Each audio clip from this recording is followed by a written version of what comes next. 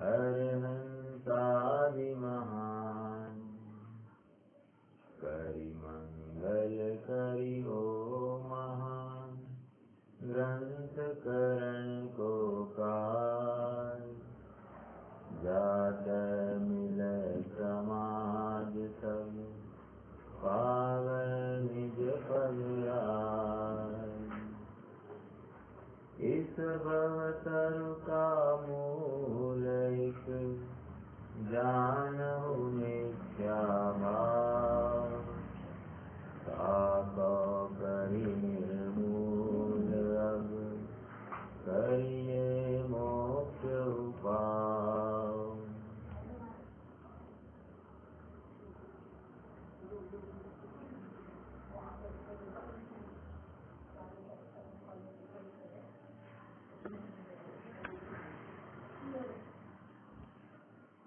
सम्यक सन्मुख मिथ्या दृष्टि का ये प्रकरण है, या आत्मा के साथ अपना परिचय कराने का ये प्रकरण है। आत्मा के साथ अपना परिचय अर्थात जो ज्ञान पर्याय अनादिकाल से और द्रव्यों का परिचय करने में व्यस्त थी, त्रस्त थी, अभ्यस्त थी, उस ज्ञान पर्याय ने अन्य द्रव्यों को या पर द्रव्यों को, पर द्रव्य से मेरा कोई सुख नहीं है या पर द्रव्य से मेरा कोई दुख भी नहीं छिपा है, तो ऐसा जानकर वहां से अपने उपयोग को हटा दिया और अब मेरा सुख मेरे शुद्धात्मा के आश्रय से ही होने वाला है, ऐसा निर्णय किया। ये निर्णय करने के लिए इसने जितने यत्न करने थे, जिस प्रकार से परीक्षण आदि करना था, सब कर लिया। और अब जो मंगल बेला आ गई है, इस मंगल बेला में करना क्या है, बस वो श्रद्धा की पर्याय को अपने आत्मा के प्रति अपना समर्पण करना है। समझ में आ रहा है? तो आत्मा के प्रति समर्पण करना है, अर्थात उसमें अपना को स्थापित करना है और कुछ नहीं है। तो ये समर्पण के लिए का प्रकरण किस प्रकार साध्य होता है, उसके लिए ये प्रक्रिया बताई जा रही है। प्रक्रिया इस रूप है कि पहले निर्णय हुआ, उसके बाद में ये पंचलब्धि के विषयों में आ गया है। पंचलब्धि के विषय में आ गया मतलब क्या, और कुछ नहीं। पंचलब्धि मतलब यहाँ पर क्षयक्षम लब्धि, विशुद्धि लब्धि, देशना लब्धि, प्रायव्य लब्धि और करण लब्धि। क्षयक्षम लब्धि में इसका हेय उपादेय या इष्ट अनिष्ट, सुख का कारण, दुख का कारण, ये समझने का इसका सामर्थ्य परिपक्व हो गया, यहाँ पर अपन को कह देंगे क्षयक्षम लब्धि। विशुद्धि लब्धि के अंतर्गत इसने जो कुछ अपने परिणामों की मंदता हेतु जो यत्न किए जाने चाहिए, तो यत्न ये विशुद्धि लब्धि में हो जाते हैं। हालांकि क्षयक्षम लब्धि में यहाँ तक बात आती है, ये तो मैंने क्षयक्षम लब्धि के लिए जो यथा योग्य क्षयक्षम चाहिए उसकी बात रखी। हालांकि क्षयक्षम लब्धि में तो असाता प्रकृतियों की हीनता होते आ जाती है और या अप्रशस्त प्रकृतियों की हीनता होकर आ जाती है, उदय में आती है, क्षण में हीनता होकर आना, और प्रशस्त प्रकृतियों का विशुद्ध लब्धि में अनंत गुना होकर उदय में आना। ये बात विशुद्ध लब्धि में। देशना लब्धि में ये बात हो गई कि ये जीव तत्व निर्णय के माध्यम से अपने तत्व को ही ध्यान के लिए प्रयासरत हो जाता है। यहाँ पर उसको जिन वचनों के माध्यम से जो निर्णय किया है, जो एकांत में बैठकर बार बार तत्व विचार करता था कि क्या यह सही है, क्या यह गलत है, यदि ऐसा माने तो क्या गलत, या यदि ऐसा माने तो क्या होगा, ऐसे अनेक अनेक विकल्प करके ये निर्णय तक पहुंचा है। और इस निर्णय के लिए जो कोई उसका प्रयास था वो अब देशालब्धि में कार्यकारी होने वाला है। देशालब्धि में वो भावों के स्तर पर अब सर्वतः अपने शुद्धात्मा कोई उपादेय मानता है। वह स्वप्न में भी अब परद्रव्य के आश्रय से होने वाले सुख की कल्पना वो अब करता ही नहीं है। ये इतना दृढ़ निर्णय इसका हो गया है कि मेरा सुख मेरे पास, मेरा सुख किसी पर के आश्रय से नहीं है, किसी महाराज, किसी देव, किसी व्यंतर आदि या कोई ताबीज आदि के माध्यम से मेरा सुख दुख नहीं होने वाला है। ये तो गृहित निश्चय तो गया ही गया, लेकिन जो पंच परमेश्वरी जो मेरे परम उपादेय है, इनके माध्यम से भी मेरा सुख नहीं है। मेरा सुख तो मेरे निज शुद्धात्मा भगवान के आश्रय से है। ऐसा पूर्ण विश्वास करके अपने वस्तु में ये प्रवृत्ति के लिए ये कहे कि प्रेरित हो गया है। अब प्रायोगिक लब्धि में आया है। प्रायोगिक लब्धि में आते ही इसकी कर्मों की स्थिति में हलचल हो गई है। क्या हलचल हो गई है? आते ही इसके अंत कोड़ा कोड़ी सागर प्रमाण कर्मों की स्थिति बढ़ जाती है। ऐसा सहज लाभ हो जाता है। और क्या होता है? जैसे कि वहाँ पर निरंतर स्थिति कांडक घात हो रहा है, स्थिति कांडक घात हो रहा है। और कांडक होने से क्या हो रहा है कि कर्मों की स्थिति और प्रत्येक समय में घटती जा रही है और साथ साथ बंधापसरण हो रहे हैं। अनेक स्थिति कांडक घात होने पर एक स्थिति बंधापसरण होता है और ऐसे अनेक ऐसा एक स्थिति बंधापसरण में सामने एक प्रकृति बंधापसरण होता है। फिर अनेक स्थिति कांड घात करे, उसके बाद में एक स्थिति बंधापसरण और उस स्थिति बंधापसरण को लेकर एक प्रकृति कांडक घात अर्थात प्रकृति बंधापसरण और प्रकृति कांडक घात, प्रकृति बंधापसरण, ऐसे 34 बंधापसरणों में 40 कर्म प्रकृतियां का बंध होना रुक जाता है। इसी को प्रकृति बंधापसरण कहते हैं। 4 नाम कर्म की है, बाकी 42 जो है 4 आयु कर्म संबंधी है और बाकी 42 जो है वो नाम कर्म संबंधी। ठीक है, तो इतनी बात प्रायोगिक लब्धि में हो गई। प्रायोगिक लब्धि से अब ये जीव थोड़ी समय में अब करण परिणाम में आने वाला है। प्रायोगिक ऐसा कहते हैं कि लब्धिसर आदि ग्रंथों में सब जगह पर ये बात है कि प्रायोगिक लब्धि तक ये जीव अनेकों बार आया है लेकिन कार्य हुआ नहीं। लेकिन वो कथन हमने पहले चर्चा की है कि ये स्थूल कथन है। सूक्ष्म कथन तो ये है कि जहाँ पर एक लब्धि हो गई, अंतर्मुख में ये सभी की सभी हो जाती है। थोड़ा सा आगे बढ़ना है, करण लब्धि में आ गया है। करण में त्रिकरण परिणाम करे गए हैं। त्रिकरण मतलब क्या? त्रिकरण मतलब अधःकरण, अपूर्वकरण, अनुवृत्तिकरण। क्या ये परिणाम एक ही बार होते हैं क्या? नहीं, ये परिणाम अनेकों बार होते हैं, अनेकों बार जीव के पाए जाते हैं। तो कब कब होते हैं? जैसे अभी प्रथमोक्षम करना है, उस समय में इसको त्रिकरण करना पड़ेगा एक बार। जब उसको अनंतानुपत्ति की विषय योजना करनी है जीव को, उस समय फिर से त्रिकरण परिणाम करने पड़ेंगे।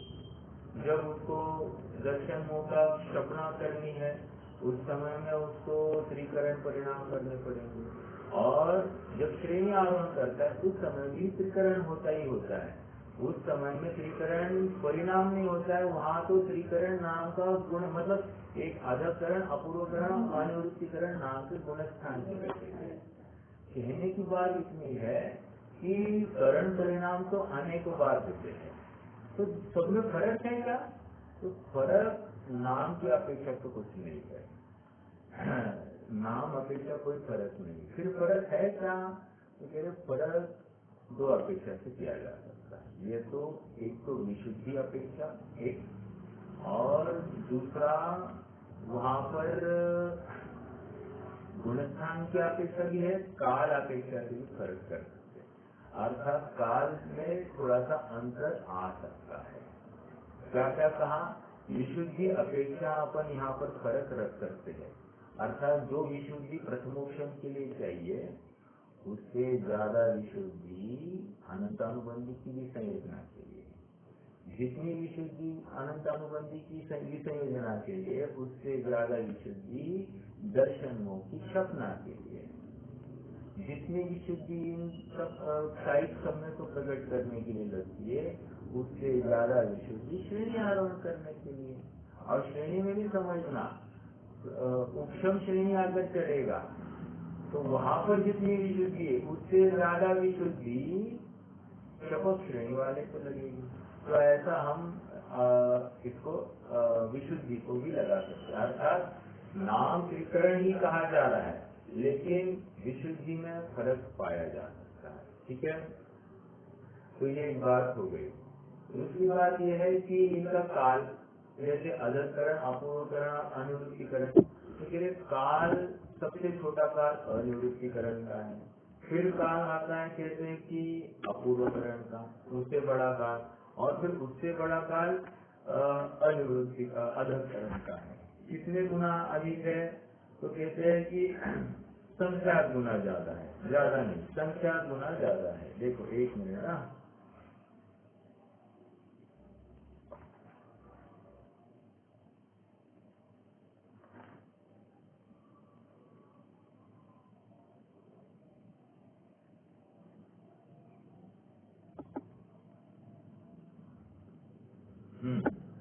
ठीक है। तो ये इतना उत्तरोत्तर विशेष संख्या गुना ज्यादा विशुद्धि काल ज्यादा है। अधकरण का ज्यादा काल, उससे कम काल अपूर्वकरण का, और उससे कम काल अनिवृत्तिकरण का। और एक बात समझना, अधकरण में परिणामों की वेरिएशन नाना जीवों की अपेक्षा, नाना मतलब अनेक अनेक जीवों की, क्योंकि अनंत जीवों ने आज तक प्रथमोक्षम किया है, अनंत जीव आगे चलकर प्रथमोक्षम करने वाले, अभी वर्तमान में अनेकों जीव प्रथमोक्षम कर रहे होंगे। तो कह रहे सभी जीवों के परिणामों को अगर हम इकट्ठा करें तो परिणाम एक जाति के होते हैं क्या? कह रहे हैं कि अधकरण में परिणामों की वेरिएशन असंख्यात लोक प्रमाण। कितनी? असंख्यात लोक प्रमाण। ओके, आगे चलिए। अपूर्वकरण में परिणामों की वेरिएशन कितनी है? असंख्यात लोक गुणे असंख्यात लोक, मतलब असंख्यात लोक प्रमाण गुणे असंख्यात लोक प्रमाण, नॉट असंख्यात लोक, असंख्यात लोक प्रमाण गुना असंख्यात लोक प्रमाण। इतने परिणामों के वेरिएशन अपूर्वकरण में पाए जाएंगे। आप थोड़ा सा इमेजिन कर रहे होंगे, एक लोक का ही प्रमाण कितना है, उसको असंख्यात से मल्टीप्लाई किया है, तो प्रमाण अपने आप में लोक प्रमाण असंख्यात एक है, वो असंख्यात इनको असंख्यात, ये ऑलरेडी एक असंख्यात हो गया। इतने वेरिएशन कहाँ हो गए? अधकरण में हुए। अब इसी को असंख्यात इंटू असंख्यात इंटू असंख्यात इंटू असंख्यात, सीधी भाषा में, ओके। लेकिन असंख्यात लोक प्रमाण इंटू असंख्यात लोक प्रमाण, ये टेक्निकल वर्ड। तो इतने परिणाम अपूर्वकरण के होते हैं। तो मेरा अगला प्रश्न है, अनिवृत्तिकरण के कितने परिणाम होंगे? तो कह रहे अनिवृत्तिकरण के परिणाम, जितना अनिवृत्तिकरण का काल है उतने उसके परिणाम। क्यों? क्योंकि उसमें सभी जीवों के परिणाम एक जाति के होते हैं। अर्थात पहले समय का जीव के परिणाम, सभी जीव जितने भी पहले समय में है उन सबके परिणाम एक ही जाति के। 10 डिग्री मतलब 10 डिग्री होंगे, दूसरे समय में 20 डिग्री मतलब 20 डिग्री होंगे, तीसरे समय में 30 डिग्री मतलब 30 डिग्री होंगे। ऐसे अगर असंख्यात समय तक है तो फिर अंतर्भूत है ना, तो असंख्यात असंख्यात समय तक है तो असंख्यात समय प्रमाण ये इसके परिणाम होंगे। ठीक है, तो ये क्या हो गया, ये इसमें इतना ही हुआ कि हमने परिणामों को भी देख लिया। सबसे ज्यादा परिणाम वैसे दिखाया जाए तो अपूर्वकरण में पाए जाते हैं, और सबसे कम काल जो होता है वो अनिवृत्तीकरण का होता है, और सबसे कम परिणाम भी अनिवृत्तीकरण में होंगे। परिणाम का वेरिएशन का, परिणाम मतलब परिणामों का वेरिएशन, ओके। और सबसे अधिक काल अधःकरण का है। ठीक है, विशुद्धि अपेक्षा भी लिखते, विशुद्धि अपेक्षा कम विशुद्धि अधःकरण में, उत्तरोत्तर अरे प्रत्येक समय में अधःकरण के भी पहले समय में जो विशुद्धि है उससे अनंत गुना विशुद्धि अगले समय में, उससे अनंत गुना विशुद्धि उसके अगले समय में, ऐसा तो है ही है। समझ में आया? तो ये विशुद्धि तो प्रत्येक समय में अनंत गुना ही है। तो अपूर्वकरण में अपूर्व, अपूर्व मतलब पूर्व के समय से, पूर्व के समय में जो विशुद्धि थी उससे वैसी नहीं है, अपूर्व, पूर्व जैसी नहीं, अर्थात उससे उत्तरोत्तर अनंत गुना विशुद्धि है। ठीक है, अर्थात परिणाम भी उसको मैच करते नहीं। नाना जीवों की अपेक्षा भी पूर्व समयवर्ती जीवों के परिणाम और वर्तमान समयवर्ती जीवों के परिणाम इसमें मैच नहीं होता। कैसे? मतलब मान लीजिए दूसरे समय में भी एक रेंज है, जघन्य, मध्यम और उत्कृष्ट। पहले समय में भी एक रेंज है, जघन्य, मध्यम और उत्कृष्ट। तो तेरे पहले समय में जो उत्कृष्ट परिणाम किसी जीव के होंगे उससे दूसरे समय के जघन्य परिणाम किसी जीव के होंगे, वे भी अनंत गुना विशुद्ध होंगे। क्या कहा? फिर से कहता हूँ, पहले समय में किसी जीव के उत्कृष्ट परिणाम ले लीजिए और दूसरे समय के किसी जीव के जघन्य विशुद्ध परिणाम लीजिए। तो ये जघन्य और वो पहले वाला उत्कृष्ट, इनमें कितने का गुणाकार है? तो कह रहे पहले के उत्कृष्ट को अनंत से मल्टीप्लाई कीजिए, तब जाकर हमको दूसरे समय के विशुद्धता के जघन्य परिणाम का माप मिलेगा, डिग्री मिलेगी, वो उसकी इंटेंसिटी, अनुभाग मिलेगा।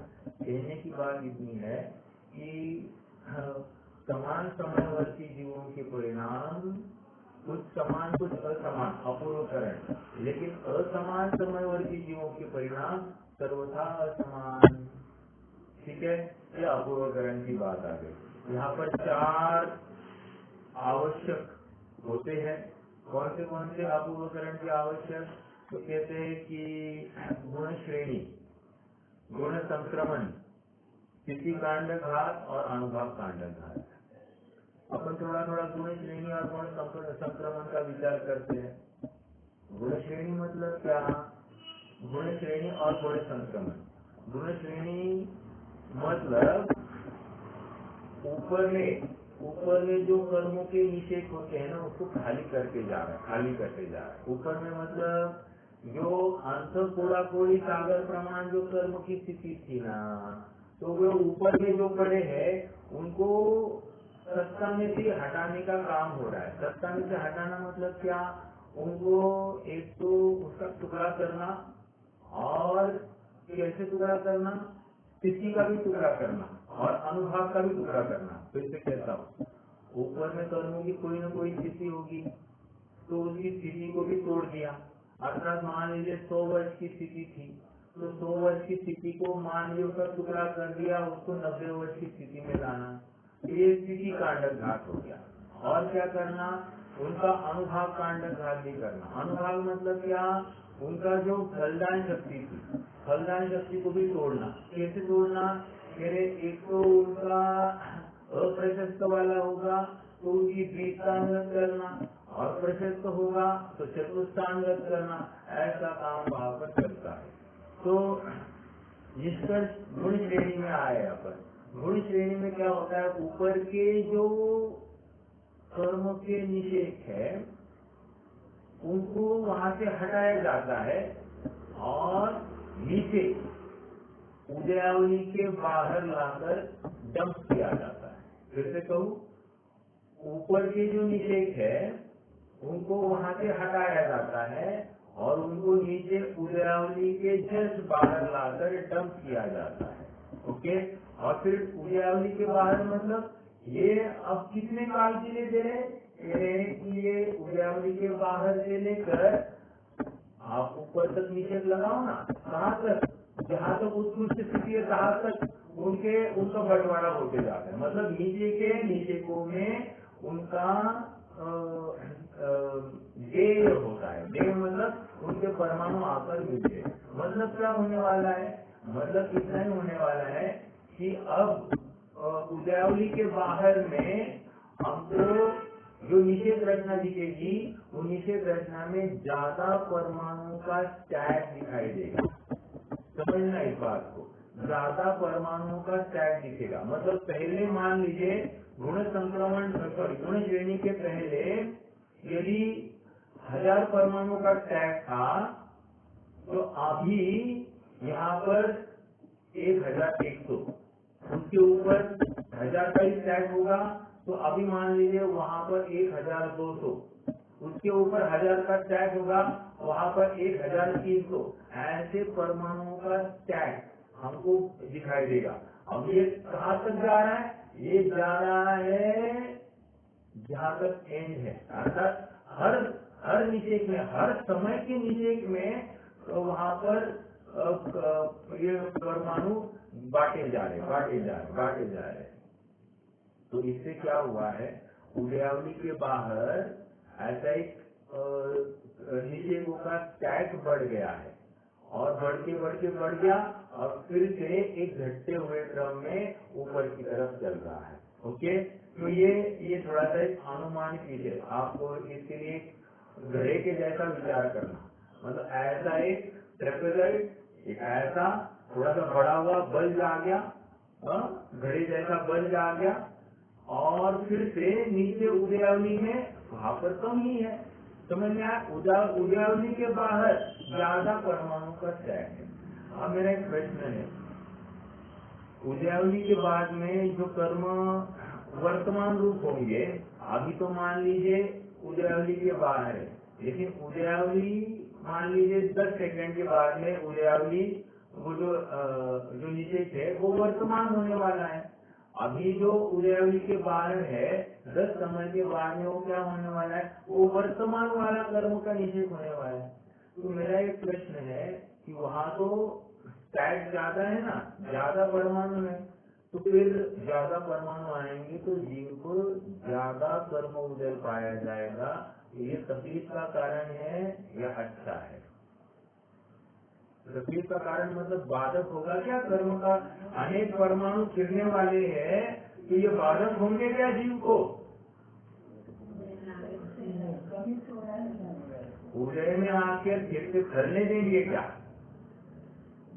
ज्यादा परमाणु, देखो पहले 100 परमाणु फल दे रहे थे, अभी 110 परमाणु फल देने वाले हैं। उसके आगे समय में पड़े 120 परमाणु वो फल देंगे, उसके आगे समय में 130 परमाणु पड़े, पहले 100 ही थे ना, अब तो परमाणु ज्यादा हो गए ना, तो फिर फल ज्यादा देंगे कि नहीं? परमाणु ज्यादा है तो हर एक का अपना अपना अनुभाग होगा कि नहीं, वो फल देगा कि नहीं?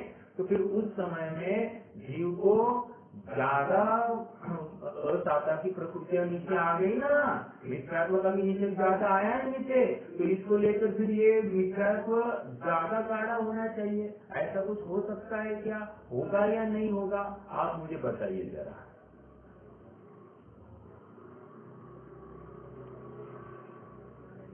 प्रकरण समझ रहे हैं क्या कोई?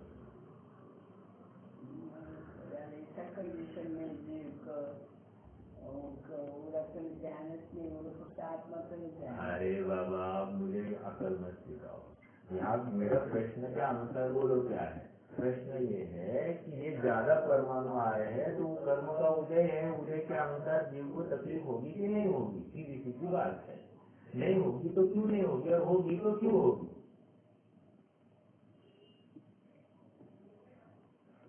देखो, हमारी मम्मी जी कह रही कि जीव का वहाँ पर ध्यान, ये तो बात सबको मालूम है, आपको मुझे भी मालूम है, जो आत्मोन्मुखी हुआ।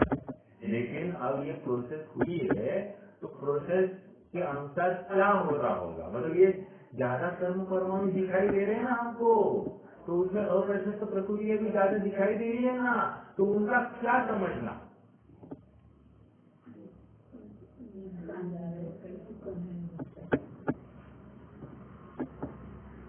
देखो अब शायद ये प्रकरण थोड़ा सा आप भी थके हुए हैं, मैं समझ रहा हूँ, और थके हुए को और कितना थकाना लेकिन क्या कहा,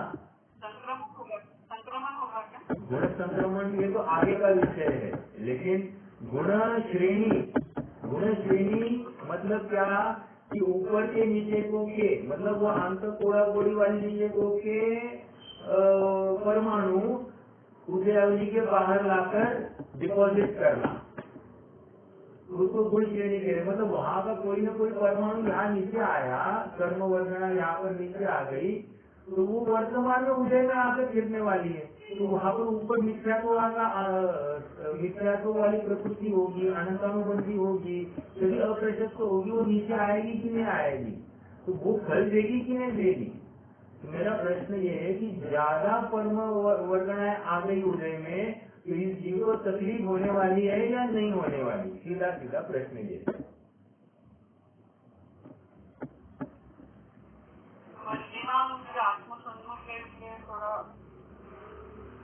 आपने भी वही हमारी मम्मी ने जो जवाब दिया वही दे दिया, उसके परिणाम आत्मसन्मुख है।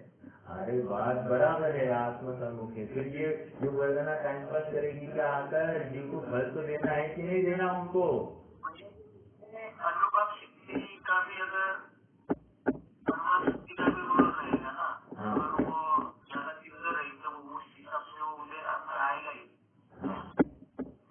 ठीक है, आपने अनुभव शक्ति शब्द यूज किया, मुझे थोड़ी तसल्ली हो गई। हाँ, कोई तो सुन रहा है, विचार कर रहा है, लेकिन आपका उत्तर पूरा करेक्ट नहीं है। देखो ऐसा है, आप थोड़े प्रोसेस को समझना।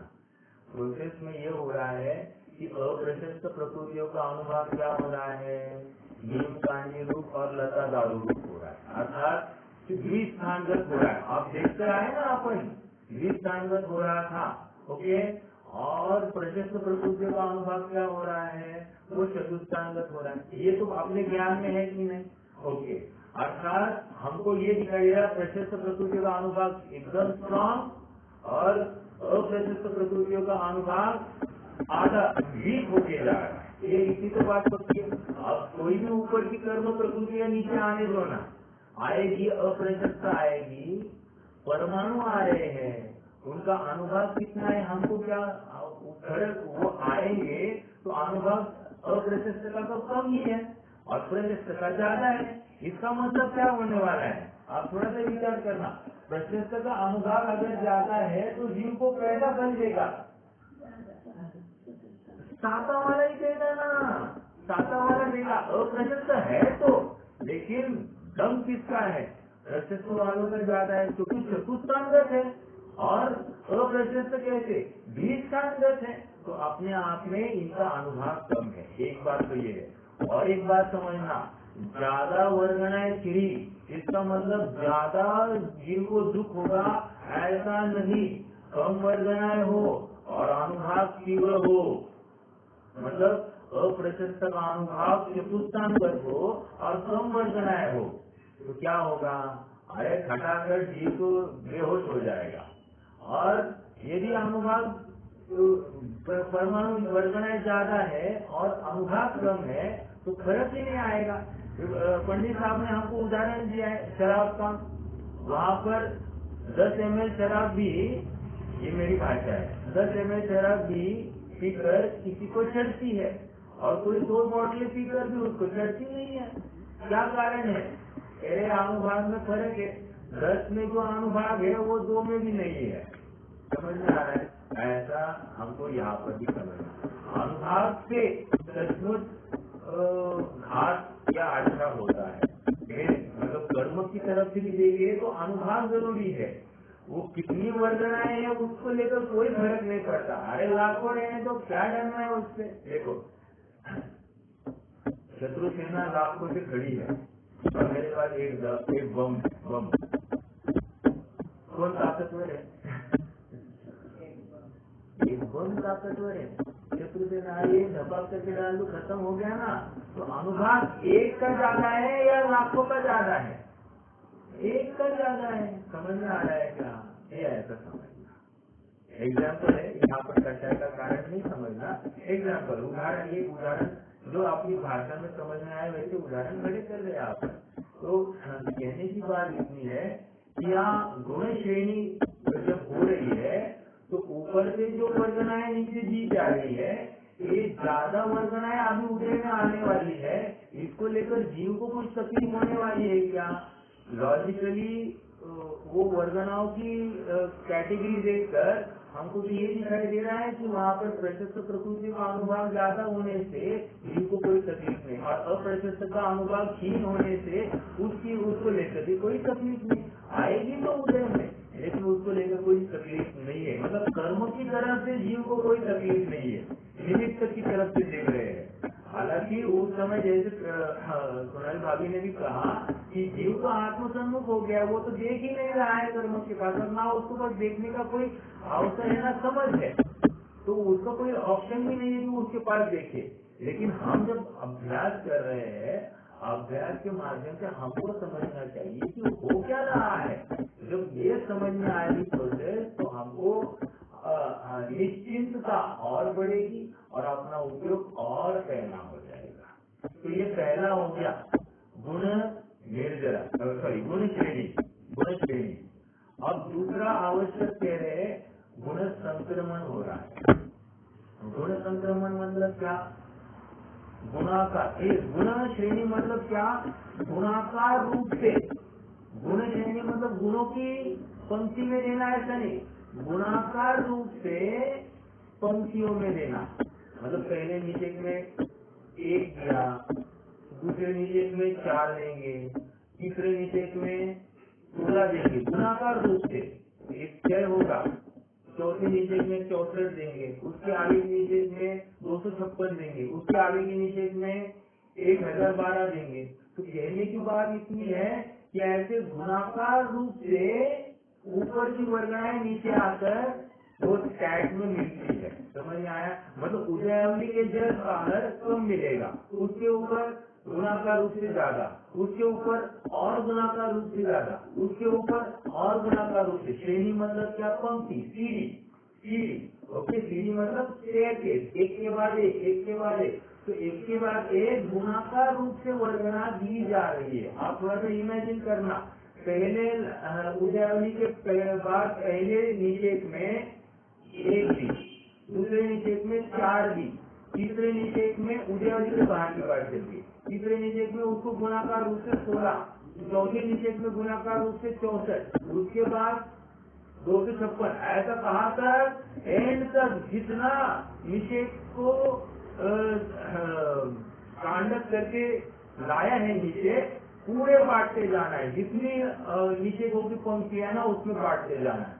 आप सोचिए ना, इमेजिन कीजिए कि इतने कर्मों को ऐसे डिस्ट्रीब्यूट करना और बराबर प्रॉपर ऑर्डर में डिस्ट्रीब्यूट करना गुणाकार रूप से, ये कौन करता होगा? कितनी स्वयंचलित व्यवस्था होगी। हमको यहाँ पर कुछ करने का अवसर नहीं, ना कर्मों को हमारे इसमें कुछ करने का अवसर है बस। लेकिन ऐसी व्यवस्था हो रही है, कोई कर्ता कर्ता ऐसा कोई भगवान हो सकता है, ये बात का खंडन ही हो जाएगा। क्योंकि एक जीव का देखते बैठे या नाना जीवों का देखते बैठे, अनंत जीव है यहाँ पर, किस का देखे वो भी, उसको भी पसीना छूट जाएगा। फिर भगवान को पसीना छूटता है, ये बात पक्की हो जाएगी। लेकिन ऐसा नहीं है ना, ये समझ में आ रहा है सबको। तो गुण श्रेणी की बात हो गई। गुण संक्रमण, गुण संक्रमण ही गुणाकार रूप से संक्रमण, गुणाकार रूप से संक्रमण। अब ये क्या होता है गुणाकार रूप से संक्रमण? तो कह रहे हैं कि अजाति रूप, अजाति रूप जो कन्वर्जन होता है उसको गुण संक्रमण कहते हैं। अच्छा, संक्रमण तो फिर अप्रशस्त का प्रशस्त रूप होना, असाता का साता रूप होना, ये तो पहले भी होता है। तो यहाँ पर करीब क्या हो गया? अरे वो पहले होता है, वो तो नॉर्मल बात है। वो गली क्रिकेट है, ये इंटरनेशनल क्रिकेट चल रही है, मतलब यार प्रैक्टिस ग्राउंड पर हो रही है, मैच चल रही है, समझ में आ रहा है। गली क्रिकेट में जैसे खेला जाता है वैसा खेला जाता है क्या एक्चुअल मैच में?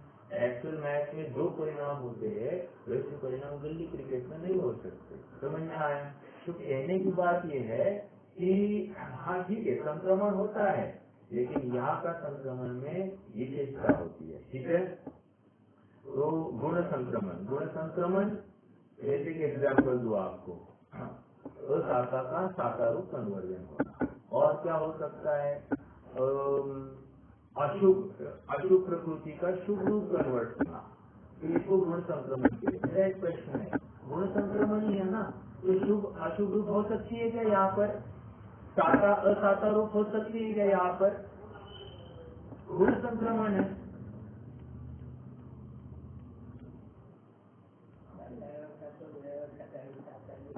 ऐसा आपको कहना है कि दोनों हो सकता है, साका असाका रूप हो सकती है, असाका साका रूप हो सकती है। अच्छा, हमारी मम्मी भी कह रही है कि दोनों चल सकते, साका असाका रूप, असाका साका रूप। अरे भैया ये काम क्या हो रहा है, ये देखो ना थोड़ा सा पहले क्या हो रहा है काम। ये आत्ममुखी पुरुषार्थ कर रहा है।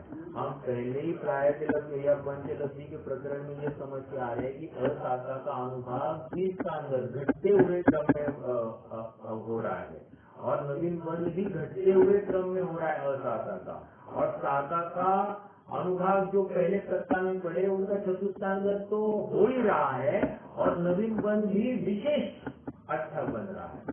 मतलब क्या, यहाँ पर जब गुण संक्रमण करेंगे, गुण संक्रमण कहकर ये असाका या अप्रशस्त प्रकृतियों का प्रशस्त रूप कन्वर्जन का ही कार्य है।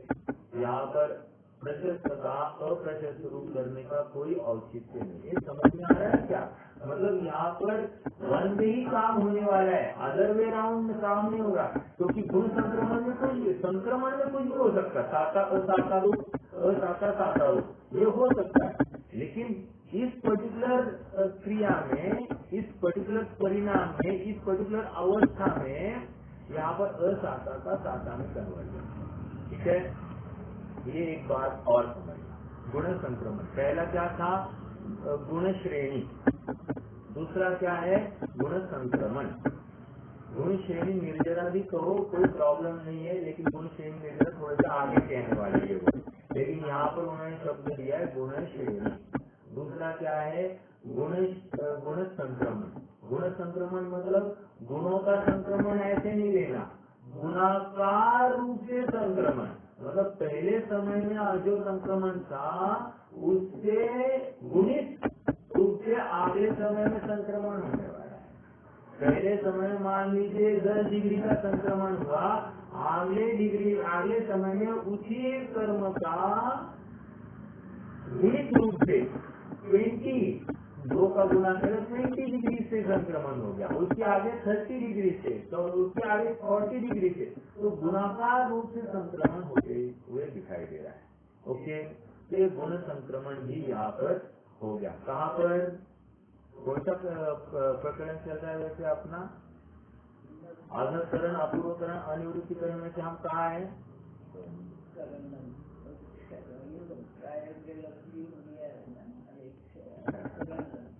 आप अभी मेरे साथ है या मेरे पीछे है या मेरे आगे है?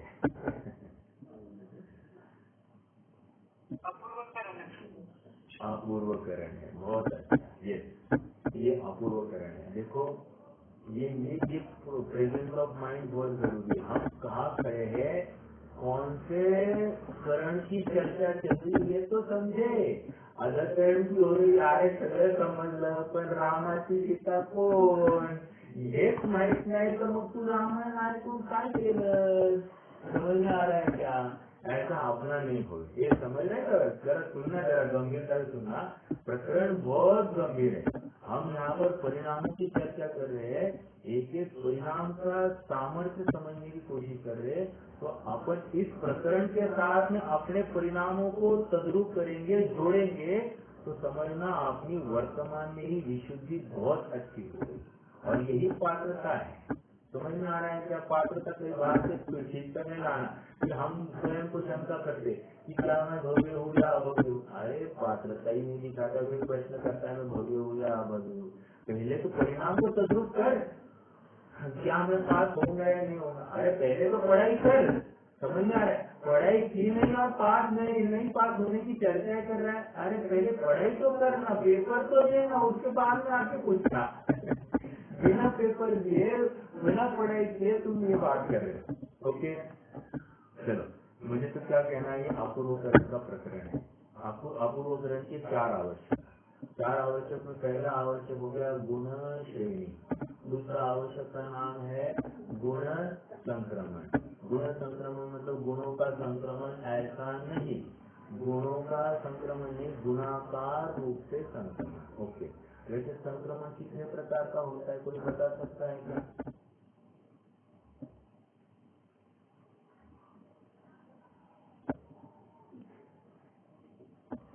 बोलो भाई और शास्त्री, चलो फटाफट।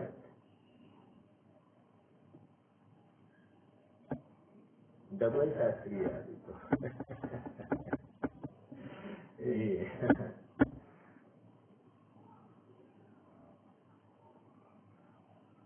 देखो थोड़ा समय आपने को यहाँ पर लगाना पड़ेगा।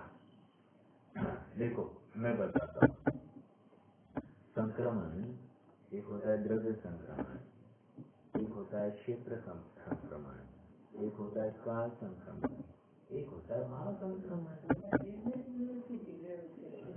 पढ़ना सुनना खाली डायरेक्ट पेट्रोल में कुछ नहीं उपलब्ध, ये ऐसी बातें सुनना कितना जरूरी है, आनंद आता है इन बातों को सुनकर। ऐसे संक्रमण होते हैं। अच्छा, हम भाव संक्रमण मतलब क्या? द्रव्य क्षेत्र काल भाव संक्रमण मतलब ये अनुभाग कम ज्यादा हो रहा है, ये भाव संक्रमण ले लो ना। काल संक्रमण क्या होगा? स्थिति अनुभाग, स्थिति का कम ज्यादा होना, वो काल संक्रमण हो गया। हाँ बोलिए। प्रदेश बहुत अच्छा, मतलब प्रदेश भिन्नाधिक हो जाना, इसको प्रदेश संक्रमण मतलब क्षेत्र संक्रमण कहेंगे। और द्रव्य संक्रमण का कोई एग्जाम्पल दीजिए आप मुझे, द्रव्य संक्रमण का कोई एग्जाम्पल दीजिए। मैं एग्जाम्पल, हाँ साता रूप द्रव्य, असाता रूप द्रव्य, असाता प्रकृति रूप कन्वर्ट हो गया, असाता का साता रूप कन्वर्ट हो गया। ओके, और मैं एक क्वेश्चन, एक एग्जाम्पल दूं, आप हाँ या ना में जवाब देना। देवायु मनुष्यायु रूप हो गई, ऐसा द्रव्य संक्रमण संभव है या नहीं?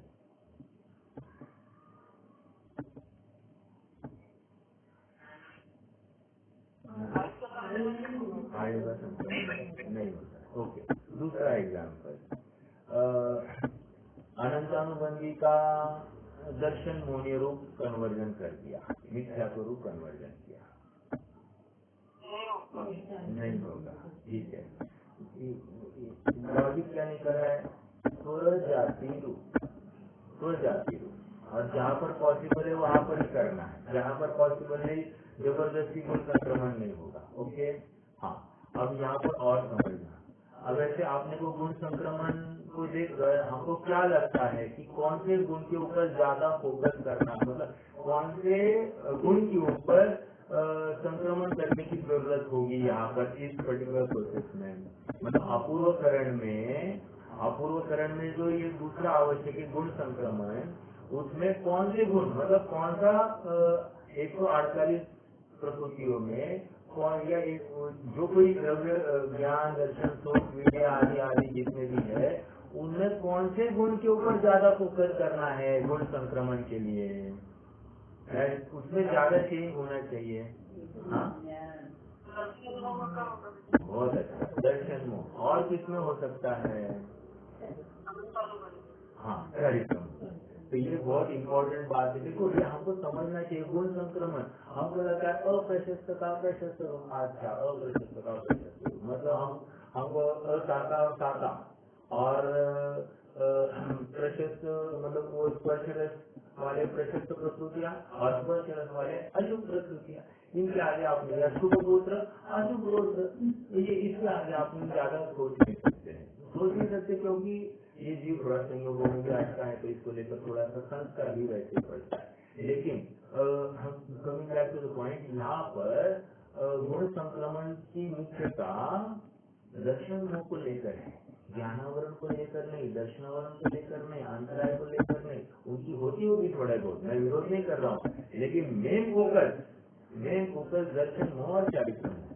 चारित्र मोह में भी अनंतानुबंधी के ऊपर फोकस और दर्शन मोह में भी ऑलरेडी मिथ्यात्व का अखंड तत्व ही है, उसके ऊपर फोकस है। अब क्या करने वाला है ये, देखिए गुण संक्रमण में कितना होगा कि वैसे मेरा प्रश्न है, अब ये अनादि मिथ्या दृष्टि है, इसका दर्शन मोह में क्या हो सकता है? प्रशस्त रूप कन्वर्जन।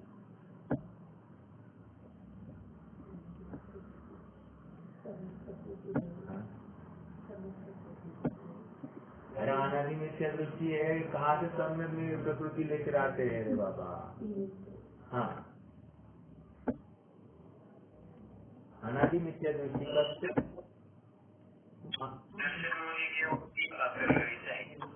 हाँ, लेकिन अभी तो टुकड़े नहीं ना चाहिए, टुकड़े तो बाद में करना है उसको। अभी क्या करेगा फिर? अभी गुण संक्रमण होगा कि नहीं होगा? फिर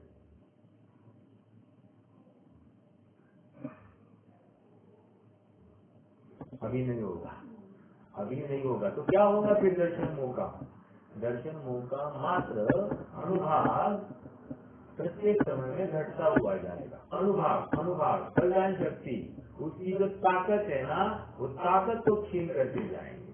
ठीक है, नहीं बोले जाएगा। हाँ, उपशम भी नहीं बोले जाएगा। उपशम, हाँ, इसको उपशम ही कहते हैं। एक्चुअली गुण संक्रमण इज नथिंग बट उपशम, बट अभी इसको उपशम नहीं कह रहे। जब तक इसको सम्यक तो नहीं होगा तब तक इसको उपशम ये संज्ञा नहीं दी जा रही है। ओके, लॉजिकली ये उसी प्रोसेस की तरफ बढ़ रहा है, लेकिन इसको अभी उपशम नहीं कह रहे। उपशम कहेंगे तो क्या प्रॉब्लम आएगी? बोलिए। हाँ, इसको प्रथम उपशम मानना पड़ेगा, फिर अभी इसी वक्त इसको उपशम मानना पड़ेगा, तो प्रथम उपशम मानना पड़ेगा, इसलिए यहाँ पर इसको उपशम नहीं कहेंगे। ओके, देखो कितना विचार पूर्वक एक एक शब्द को दिया गया है।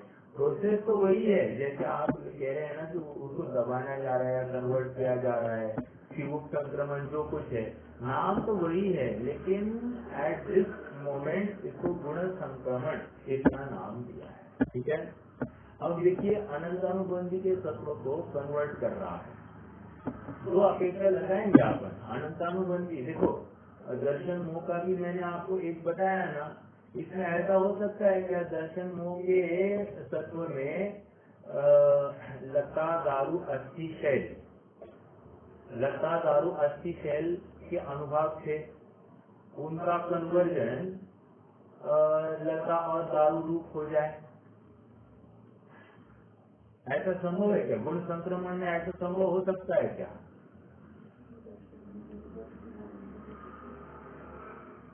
मतलब वो अनुभाग उनके बस वैसा हो सकता है, राइट? तो इसको अनुभाग संक्रमण हो रहा है, लेकिन गुण संक्रमण गुणाकार रूप से अनुभाग संक्रमण दिखाई दे रहा है, गुणाकार रूप से अनुभाग संक्रमण दिखाई दे रहा है। ये ऐसा समझ में आया? ओके, अब अनंतानुबंधी का विचार करते हैं। अनंतानुबंधी का क्या होगा? जैसे दर्शन मोह में हमने देखा कि लता दारू अस्थि शेर का अस्थि और शेर को कन्वर्ट कर दिया लता और दारू रूप, वैसा तो होगा ही होगा। प्लस अनंतानुबंधी का ऐसा भी होगा कि उसका सजाति रूप द्रव्य संक्रमण भी पॉसिबल है। कैसे? कि उसको कन्वर्ट कर दिया अप्रत्याख्यानावरण, प्रत्याख्यानावरण और संकलन रूप, ऐसे ही उसके तत्व का कन्वर्जन चालू कर दिया। मतलब क्या? अनंतानुबंधी में उसका सजाति रूप कन्वर्जन चालू कर दिया। अब एक प्रश्न खड़ा हो रहा है, प्रश्न ये खड़ा हो रहा है कि अप्रत्याख्यानावरण किसने कहा कि वो प्रशस्त प्रकृति है? समझ में आ रहा है क्या? अप्रत्याख्यानावरण क्या है? प्रशस्त प्रकृति या अप्रशस्त प्रकृति है? या प्रत्याख्यानावरण प्रशस्त है या अप्रशस्त है? अभी मैंने जो कहा गुण संक्रमण में अनंतानुबंधी का तत्व अप्रत्याख्यानावरण प्रत्याख्यानावरण संयोजन रूप कन्वर्ट हो गया। तो अभी प्रश्न ये है कि स्वजाति रूप अप्रशस्त प्रकृतियों को प्रशस्त रूप कन्वर्ट करना है, तो क्या ये पॉसिबल? क्या कहा भैया? किया ना, हाँ, अप्रशस्त के कंपेयर में किया तो अप्रत्यक्ष आगे कंपेयर किया तो प्रत्यक्ष प्रशस्त, बहुत है, दोनों भी कंपेयर किया। राइट। नहीं, इसका मतलब अनंतानुबंधी की अपेक्षा अप्रत्याख्यानावरण प्रत्याख्यानावरण ये प्रशस्त मानी जाएगी और अनंतानुबंधी अप्रशस्त मानी जा रही है, इसलिए उसको इस रूप कन्वर्ट करने में इसको प्रशस्त ही कहा जा रहा है। अपेक्षा समझना, आप कहोगे कहाँ है प्रशस्त, कहाँ है प्रशस्त?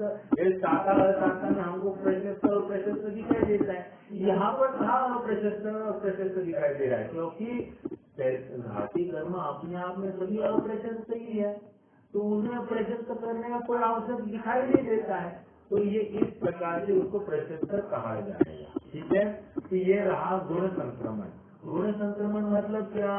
गुणाकार रूप से अणुभाव का संक्रमण हो सकता है, गुणाकार रूप से द्रव्य का संक्रमण हो सकता है। ठीक है, दो बातें मैंने यहाँ पर विशेष रखी है। तो ये गुण संक्रमण। फिर आगे क्या होता है? तीसरा आवश्यक। तीसरा आवश्यक क्या है? स्थिति कांडक घात। स्थिति कांडक घात।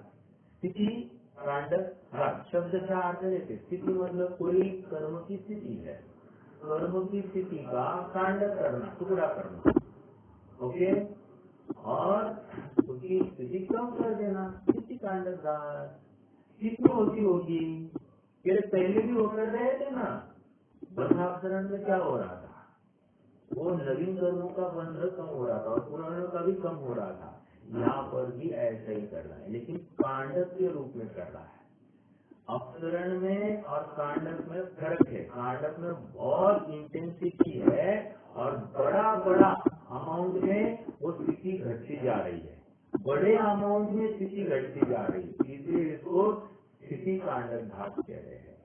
ओके, लॉजिकली स्थिति कांडक घात वैसे देखा जाए तो स्थिति का कम होना ये अपने आप में संक्रमण है। ठीक है, आगे अनुभाव कांडक घात, ये भी एक संक्रमण है, अनुभाव में संक्रमण होना। तो मैंने गुण संक्रमण जो कहा वहाँ पर अपन चाहे तो अनुभाव संक्रमण नहीं लगाए, क्योंकि ऑलरेडी चौथा यहाँ पर दे दिया है अनुभाव कांडक घात। तो अनुभाव कांडक घात में क्या होने वाला है? वहाँ पर अनुभाव घटेगा, अप्रशस्त का अनुभाव घटेगा। ठीक है, तो अनुभाव कांडक घात में वो ले लिया। तो ऐसे चार आवश्यक कहा हो गए? अपूर्वकरण में हो गए। अपन थोड़ा सा रिपीट करते हैं। रिपीट क्या करना है? अधःकरण को पहले याद करना। अधःकरण में भी चार जरूरी बातें हो रही थी। क्या क्या हो रहा था? विशुद्धि प्रति समय अनंत गुनी बढ़ती जा रही थी। विशुद्धि, वैसे विशुद्धि कहाँ बढ़ रही है? प्रयोगक्षम लब्धि में भी विशुद्धि बढ़ी रही है, विशुद्धि लब्धि में भी विशुद्धि बढ़ी रही थी, देशना लब्धि में विशुद्धि बढ़ी रही थी, प्राय लब्धि में भी बढ़ी रही थी। अब यहाँ पर भी फिर से क्या कह रहे? आवश्यक है क्या? विशुद्धि प्रति समय अनंत गुनी बढ़ती गई। अब मैं किसकी अधःकरण की बात कर रहा हूँ, मैं रिवाइज कर रहा हूँ। हाँ, तो विशुद्धि फिर यहाँ पर अलग से आपने क्यों बताया कि विशुद्धि अनंत गुनी बढ़ती जा रही? वहाँ पर भी अनंत गुनी बढ़ रही थी, लेकिन वहाँ पर इतना ख्याल में नहीं आए, ऐसी बढ़ रही थी। लेकिन यहाँ पर ख्याल में आए, ऐसी बढ़ रही। समझ में आया? देखो, जैसे मुझे 99% मिल गया एग्जाम में, तो ये सबके ख्याल में आगा हाँ ये 99% और कोई 40% पास हो गया, तो ख्याल में आने योग्य, ख्याल में लेने योग्य बात है, यहाँ पास हो गया, चलो हो गया। लेकिन ये 99% से पास हो गया, ये विचारने बिंदु होता है, तो ख्याल में आने योग्य। तो यहाँ पर कह रहे कि विशुद्धि प्रति समय अनंत गुनी बड़ी अलग प्रवृत्तिकरण के पहले इम्पोर्टेंस है। दूसरे स्थिति बंधाकरण हुआ। तीसरा प्रशस्त प्रकृतियों में प्रति समय अनंत गुना बढ़ता हुआ चतुष्टांगत अनुभाग बंध, नवीन बंध जो हो रहा है वहाँ पर चतुष्टांगत बंध हो रहा है, और अप्रशस्त प्रकृतियों का प्रति समय अनंत गुना घटता हुआ द्विस्थांगत अनुभाग बंध। अनुभाग बंध मतलब नवीन प्रकृति संबंधी बात चल रही है। नवीन प्रकृति संबंधी क्या हो गया, प्रशस्त में चतुष्टांगत नवीन बंध होगा और अप्रशस्त में द्विस्थांगत बंद होगा। इतना समझना। यहाँ पर और स्थिति बंधाक्षरण कहकर क्या समझना, हाँ प्रकाशक में नहीं है, प्रकाशक में नहीं है। मैं तो अपने तत्व ज्ञान विवेची का भाग 2 गाइड में से पढ़ रहा हूँ। और दूसरा स्थिति पेज नंबर है यहाँ पर 133 मेरे बुक में। ओके, पुरानी कॉपी होगी, 3-4 पेजेस पीछे होगा शायद, या आगे ऐसा देखना पड़ेगा, लेकिन ये नवीन कॉपी में 133 पेज है। और देखिए स्थिति बंधाक्षरण में क्या होगा, नवीन कर्म संबंधी होगा या पुराने कर्म संबंधी होना चाहिए। स्थिति बंधाक्षरण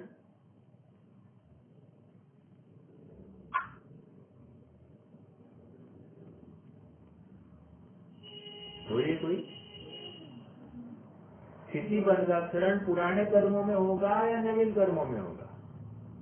पुराने कर्मों का ही होगा। बहुत अच्छा, पुराने कर्मों में। अरे पहले ही बोल जाए, स्थिति पड़े बिना उनका अपसरण कैसे करे? ठीक है, तो ये इस प्रकार। ओके, तो ये 4 आवश्यक किसके हो गए? अध प्रवृत्तिकरण के। अपूर्वकरण के 4 आवश्यक क्या थे? कोई बताएगा 4 आवश्यक अपूर्वकरण के? वेरी गुड, बहुत अच्छा। हाँ, अनुभव करने का। ये 4 आवश्यक अपूर्वकरण के हो रहे हैं। ओके, तो 4 आवश्यक किसके हो गए? अधकरण के। 4 आवश्यक अपूर्वकरण के। एक प्रश्न खड़ा हो रहा है, क्या अधकरण में जो 4 आवश्यक हो रहे थे वो अपूर्वकरण में होते होंगे कि नहीं होते होंगे? किसी का क्या अनुमान है?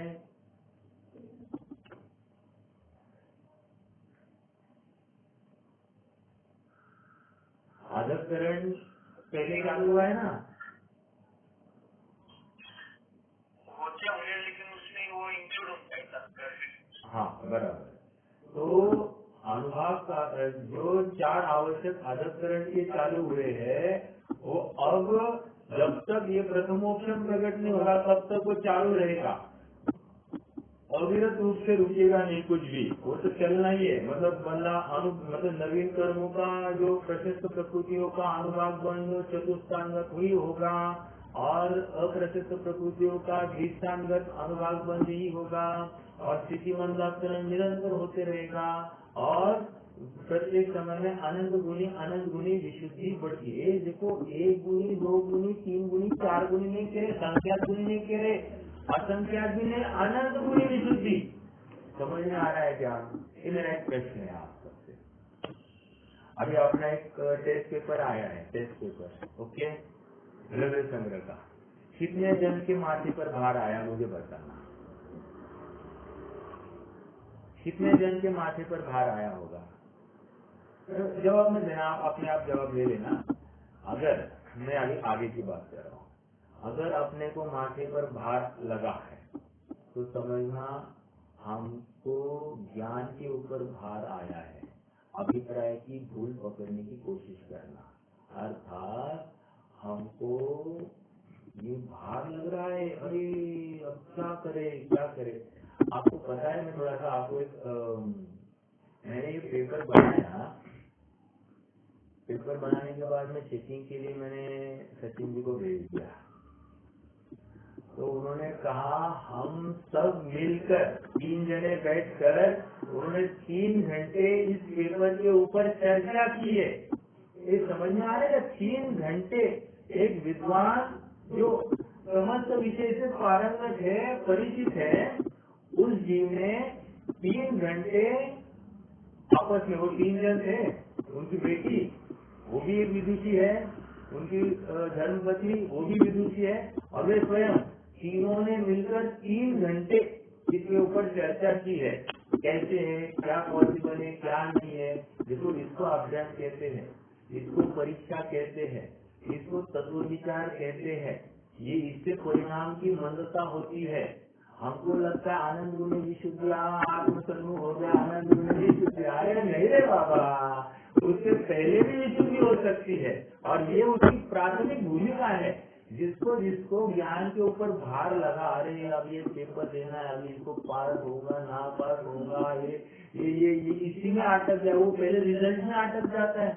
अरे पहले ये विचार करो, ये विशुद्धि होने वाली है मेरी, मैं क्यों इसे चूकूं, इस अवसर को चूकना नहीं चाहिए।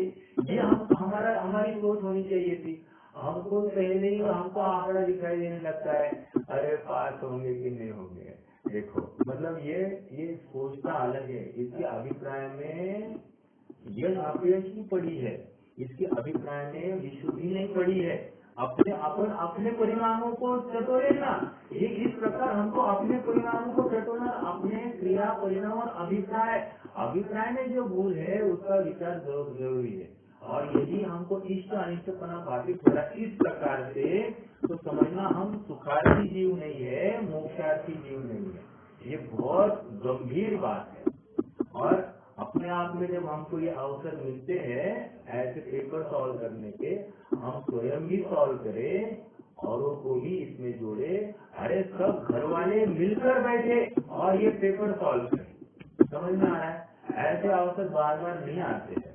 ओके, चलिए, तो कहने की बात इतनी है कि अपन गंभीरता से विचार करें, अपने आप में अभ्यास होगा, और उस अभ्यास के लिए हम समर्पण दें। ठीक है, चलिए आगे बढ़ते हैं।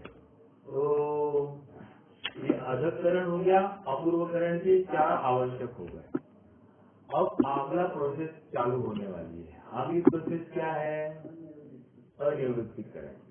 अनिवृत्तिकरण में जीव आ गया है, इसका समय अपूर्वकरण से कम, ओके, कम है।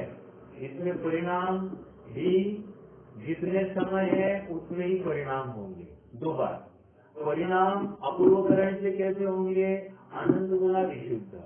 ठीक है। अब अनिवृत्तिकरण में जितने परिणाम है, पहले परिणाम के दूसरे परिणाम क्या होंगे? अनंत गुना विशुद्ध।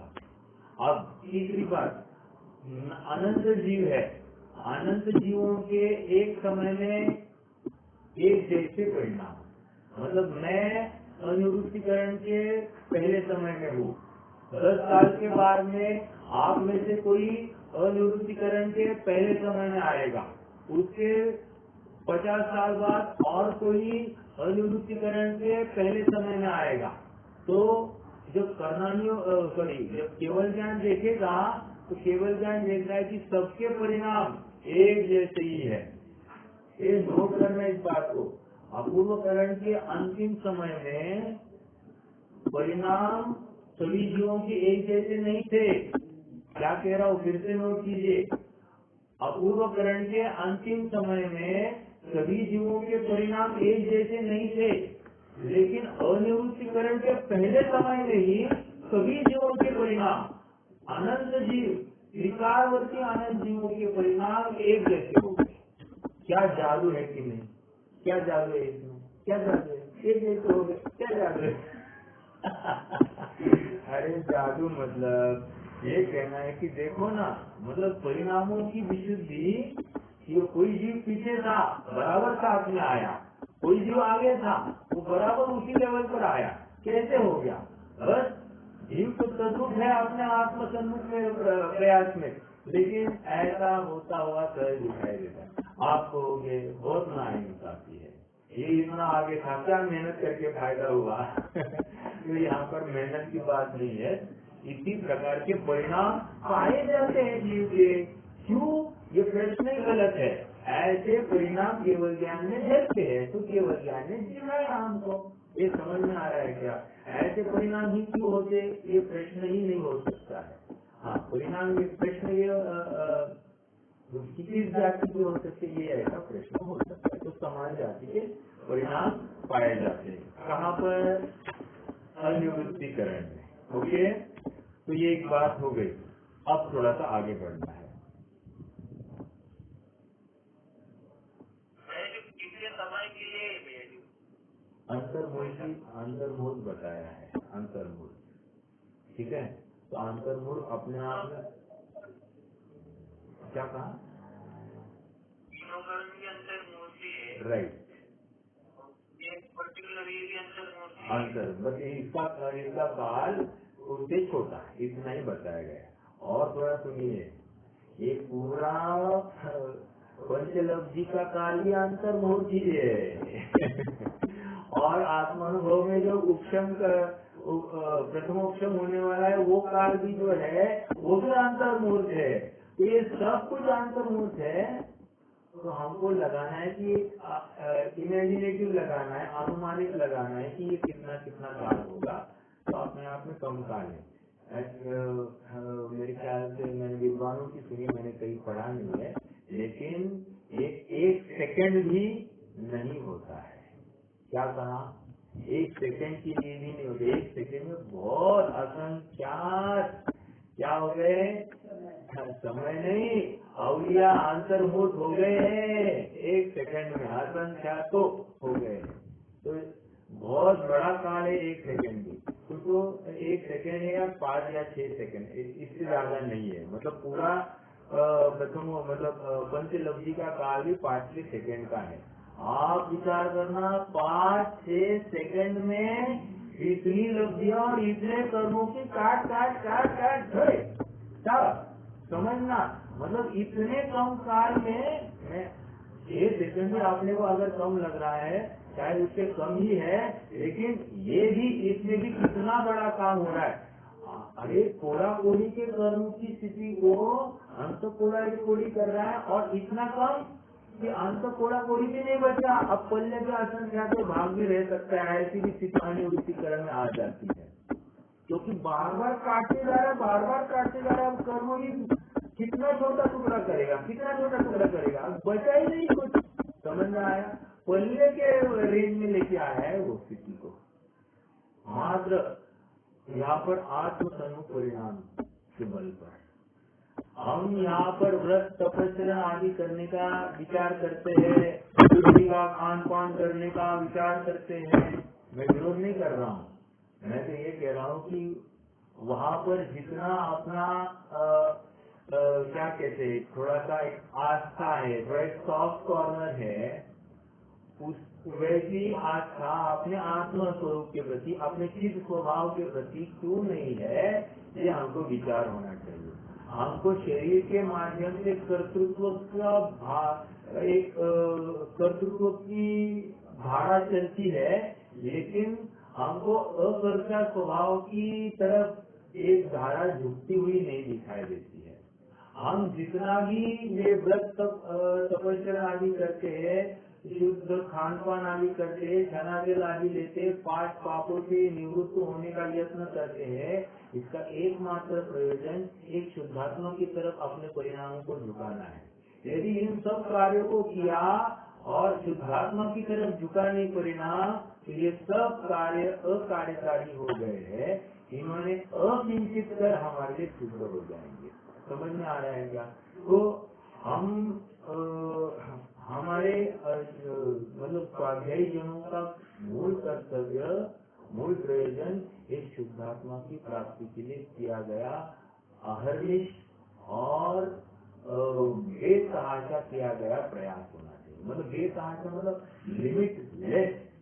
लिमिटलेस प्रयास हमको करना है इसमें। और हमको स्वयं को प्रश्न करना चाहिए कि हम जिनवाणी सुनने के लिए किस बुद्धि से आए हैं। यदि वो बुद्धि यथार्थ है तो फिर आगे क्यों नहीं बढ़ रहा है, समझना। और यदि वो बुद्धि यथार्थ नहीं है तो उसको सुधारने का यत्न करना। समझ में आ रहा है क्या? तो प्रश्न स्वयं को करना और at the end of the resultant इतना ही आना चाहिए कि मेरा आत्मा के प्रति उपयोग दौड़ा कि नहीं दौड़ा, आत्मा संबंधी परिणाम विचार आया कि नहीं आया, या आत्मा मुझे भाव भाषित होता है कि नहीं होता है, आत्मस्वरूप सचमुच ऐसा ही है या अन्य प्रकार से ऐसा निर्णय हो रहा है कि नहीं हो रहा है। जब कोई प्रसंग आते उस प्रसंगों में मैं स्वयं को कितने जल्दी संवर सकता हूँ, संवर सकता हूँ मतलब संवर वाला संवर नहीं, मतलब संभाल सकता हूँ मतलब अपने आप को फिर से सुस्थित कैसे कर सकता हूँ, क्योंकि उदय आएगा जरूरी नहीं कि जीव इमीडिएटली भेद ज्ञान कर बैठे, उदय आएगा तो जीव विचलित होगा, विचलित होने के बाद में कितने जल्दी ये कषायों को त्याग कर फिर होता है, ये बहुत इम्पोर्टेंट है। देखो मैं इसमें अपनी बात करता हूँ, मुझे कषाय फटाक से हो जाती है, लेकिन अगले समय फटाक से मैं फिर से निवृत्त हो जाता हूँ। क्यों? क्योंकि मैं तत्व ज्ञान के बल पर बात करता हूँ और मुझे अगर गलत मेरे परिणाम दिखाई दिए तो हाँ परिणाम गलत है, लेकिन मेरी विचारधारा अगर गलत है तो उसको सुधारना मेरा काम है। लेकिन मेरे परिणाम वो गलत है तो गलत परिणाम को नहीं करना चाहिए, ये तो निर्णय करना ही करना चाहिए। बट विचारधारा के पीछे अपना ज्यादा यत्न करना चाहिए। यदि मेरी सोच सही है तो परिणाम थोड़ी तीव्र है तो भी डजंट मैटर। मैंने आपको कभी उदाहरण दिया होगा कि काफी पहले की बात है, जब मैं जब नया नया स्वाध्याय में लग गया था और हमारे घर पर क्या होता था, बच्चों का बर्थडे बनाने का, या हमारी बहन भी आती थी, ये सब होते थे और फिर वो इवेंट जैसा बन जाता था। तो मैंने मना किया था बहन को कि नहीं हम नहीं मनाएंगे। ऐसा होते कि वो आए, उन्होंने उसको इवेंट बनाया और मैंने कहा ये नहीं चलेगा मेरे घर पर। तो उन्होंने मुझे बहुत बड़ी खोटी सुनाई कि हम इसके लिए आए क्या, उसके लिए आए क्या, यहाँ सब बोल दिया। मैंने कहा नहीं चलेगा, तुम नाराज होते तो हो जाओ, हमारे घर पर ये नहीं चलेगा बस। और थोड़ी गर्मा गर्मी भी हो गई, ऐसा नहीं कि गर्मा गर्मी हो नहीं हुई। तो कषाय हुई दिखाई दे रहे कषाय, उसके पीछे का अभिप्राय क्या था, यथार्थ ज्ञान कराना। तो यथार्थ ज्ञान में अपन कहीं भी नहीं हटेंगे, अपनी धारा अपना चिंतन यथार्थ ही होना चाहिए, इसके पीछे या अपना अभिप्राय यथार्थ होना चाहिए, इसमें कोई दो राय नहीं होनी चाहिए। फिर बाद में कोई बुरा माने तो माने, मैं क्या करूं, उसका बुरा मानने के लिए मैं आनंद संसार में प्रवृत्ति करूं, नहीं ऐसा नहीं होता। देखो अभी एक पाठ स्वाध्याय के पहले ना मेरे एक रिलेटिव आए थे घर पर और उन्होंने कहा कि ऐसा है कि मेरी मम्मी की बुआ की लड़की वो श्वेतांबरों में दीक्षित हुई है, वो महाराज है और योग से वो अभी यहाँ पर पिंपरी चिंचवड़ में कहीं आए हैं। तो इन्होंने आकर हमको ये बात सुनाई और उन्होंने कहा हमारी मम्मी जी को आप जाकर लाभ लेना। मैंने कहा हम बिल्कुल लाभ नहीं लेंगे, गलत बातों का हमारे यहाँ पर अनुमोदना नहीं होती है। उनको लगा नहीं छोड़ दो विषय को। मैंने कहा विषय को छोड़ने की बात नहीं है, योग्य अयोग्य का निर्णय करने की बात है। हम सही गलत का निर्णय कर सकते हैं तो हमें क्यों नहीं करना चाहिए, क्यों हटाकर करते कि गलत का ही अनुमोदन करे। नहीं हमारे रिलेशन में थे, रिलेशन गए खड्डे में, हम सही क्या है गलत क्या है इसी का पक्ष लेंगे, ये बात पक्की है। आपको हमारी कटाई दिखती है लेकिन हमको यहाँ पर हमारी करुणा दिखाई देती है तुम्हारे प्रति, क्योंकि हमने सच्ची बात तुमको बताई ना, ये करुणा का परिचायक है, ये कोई कषाय नहीं है किसी उनके प्रति। हमारा किसी के प्रति द्वेष नहीं है, हमारा योग्य अयोग्य का निर्णय करने का पक्ष है। समझ में आया? फिर आपको बुरा लगता है तो आप जानो, पंडित साहब ने कहा है कोई शराबी शराब नहीं मिले, शराब से रोका जाए तो बुरा मानता है, कोई सप्तव्यसनी से रोका जाए तो बुरा मानता है, कोई वेश्या उसके ग्राह से उसको दूर कराया जाए तो बुरा माने। तो इसमें हम क्या करें? हम तो इसमें आपको सच्चा उपदेश ही देंगे। समझ में आ रहा है क्या? तो हमको सच्चे कार्य से चूकना नहीं चाहिए और दम से डटकर हमको ये सब सच्चे कार्य का निर्णय करना चाहिए, कहीं भी चूकना नहीं। क्योंकि यहाँ पर ही प्रथम राशि मोक्षिता, तो आगे क्या होगा? ये समय तो बहुत हो गया, मैं तो बहुत आगे बढ़ चुका हूँ। चलो रुकते हैं, लेकिन सब अपना परिणाम अपने विचार को निश्चित करे, हमको कैसे बढ़ना है आगे इसका पक्का करे और फिर हम आगे बढ़े। ये बहुत जरूरी है। इस पंचलब्धि को समझने का एक ही कारण है कि हमको हमारा सम्यक तो कब चाहिए, ये हमारे वर्तमान परिणाम निश्चित करेंगे। हमको आनंद भौतिकवाद में चाहिए, एंजॉय, और यदि हमको इसी भाव में चाहिए तो निर्णय करना। निर्णय जब भी सुखी होना है, निर्णय करके सुखी होना है। तो कल करे तो आज कर, आज करे तो अब, ये धोरण क्यों नहीं होना चाहिए? तो इसलिए हम वर्तमान में ही सच्चा निर्णय करेंगे और एक एक निर्णय करके आगे बढ़ेंगे। अब चूकना नहीं है। ये गाड़ी चूक गई, आगे गाड़ी मिलेगी कि नहीं तो कोई गारंटी नहीं है। समझ में आया? चलो रुकते हैं, कोई प्रश्न तो अब कल ही देखेंगे, आज दिनवाणी सुखी करते हैं। निज निधि निज में